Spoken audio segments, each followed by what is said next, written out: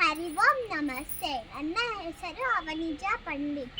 ನಾನು ನಿಮಗೆಲ್ಲ ತುಳಸಿದಾಸರು ಹನುಮಾನ್ ಚಾಲೀಸವನ್ನು ರಚಿಸಿದ ಕಥೆಯನ್ನು ಹೇಳ್ತಾ ಇದ್ದೀನಿ. ಒಂದು ದಿವಸ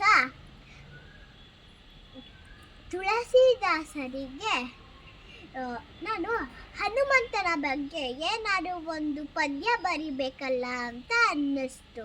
ಆಗ ಅವರು ಹನುಮಾನ್ ಚಾಲೀಸವನ್ನು ಬರಿತಾ ಇದ್ರು. ಅವರು ಬರೆದು ರಾತ್ರಿ ಮಲಗಿ ಎದ್ದೇಳೋ ಅಷ್ಟರೊಳಗೇನೆ ಅದೆಲ್ಲ ಅಳಿಸಿ ಹೋಗ್ತಾ ಇತ್ತು. ಸುಮಾರು ಸತಿ ಹಂಗಾಯಿತು. ಆಮೇಲೆ ಅವರು ಯಾಕೆ ಹಿಂಗಾಗ್ತಾ ಇದೆ ಅಂತ ಹನುಮಂತನ ಕೇಳಿಬಿಡೋಣ ಅಂತ ಹನುಮಂತನ ಕುರಿತು ತಪಾಸ್ ಮಾಡಿರಂತೆ. ಈಗ ಹನುಮಂತ ಪ್ರತ್ಯಕ್ಷ ಆಗಿ ಹೇಳ್ತಾನಂತೆ,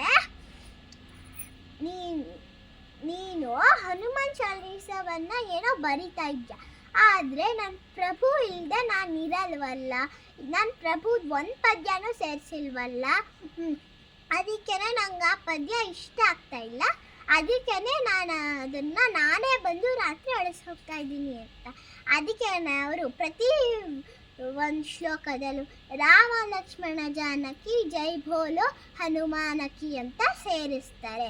ಧನ್ಯವಾದ.